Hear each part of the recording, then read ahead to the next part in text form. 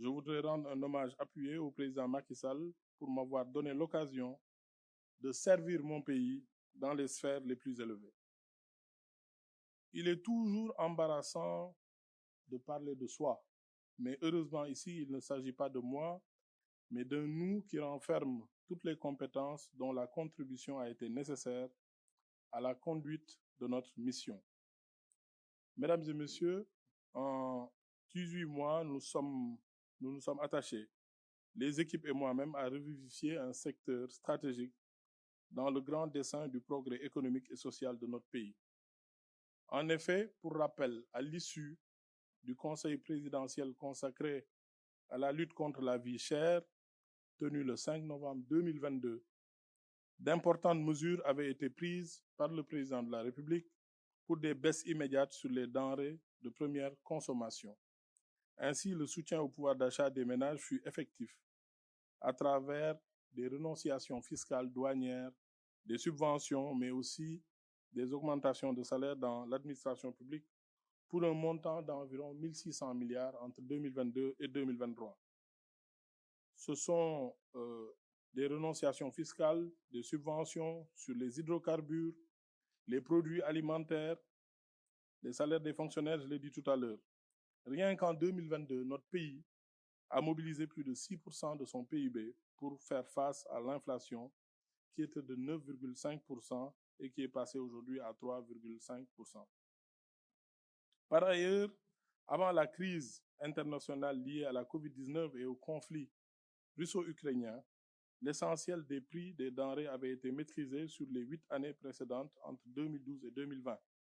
À partir de l'apparition de la crise, les actions entreprises ont permis d'agir sur des produits sous administration et de les maintenir à des niveaux moins élevés que dans la plupart des pays de la sous-région. Aussi, nous pouvons donner quelques exemples d'impact sur le coût des produits. Pour le pain, pour lequel, sans aucune intervention de l'État, une baguette aurait pu coûter jusqu'à 325 francs. Elle coûte 175 francs parce que l'État a mis des subventions de l'ordre de 60 milliards pour l'année 2022 et 2023. En réalité, le prix réel du sac de farine aurait dû coûter 29 200. Mais il a coûté 19 200 durant toute cette période parce que l'État du Sénégal a mis des subventions, a renoncé à des droits de douane et à la TVA. Donc, sur le riz brisé ordinaire, même chose. Beaucoup de renonciations fiscales et douanières qui nous ont permis de garder des prix en deçà des prix qui sont pratiqués dans la sous-région. Les hydrocarbures, même chose. Lorsque vous payez le gasoil à une époque à 755, c'est parce que l'État a pris en charge 200 ou 300 francs.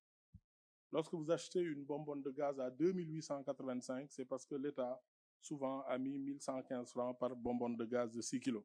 Il faut aussi ainsi noter, pour encore illustrer les efforts qui ont été faits par l'État du Sénégal, le président de la République sortant, que dans la sous-région, notre pays pratique les prix les moins élevés pour ce qui concerne le fer à béton, le ciment, le riz brisé ordinaire ou le sucre.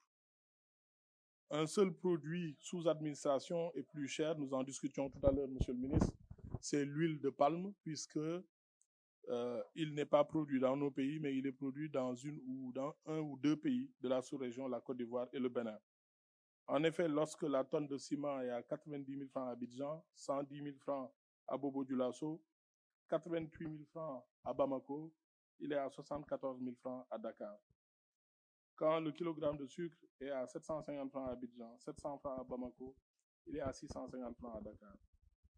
Quand le riz brisé ordinaire est par exemple à 400 francs à Dakar, il est à 450 francs à Abidjan. Tout cela montre les efforts très importants faits pour soulager les ménages et améliorer le pouvoir d'achat.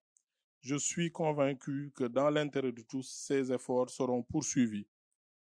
En ce qui concerne les moyens d'intervention, l'État a permis au ministère du Commerce de recruter 1000 volontaires pour renforcer la surveillance du marché et le contrôle des prix. Nous avons encore travaillé à rendre cette présence physique sur le terrain beaucoup plus efficace par la dotation de moyens logistiques, la modernisation des services. la revalorisation salariale, la mise en place d'une plateforme digitale centralisée de collecte de traitement de l'information, de surveillance du marché et des détaillants en particulier. La protection du consommateur, du commerçant et du consommateur a constitué aussi un pilier central de notre stratégie. Nous vous exhortons, Monsieur le ministre, à ne ménager aucun effort pour poursuivre sur cette lancée. Il en va de même pour la poursuite de la stratégie de production et de consommer local qui vous tient à cœur, qui nous a valu aussi beaucoup de satisfaction, notamment en ce qui concerne les produits horticoles.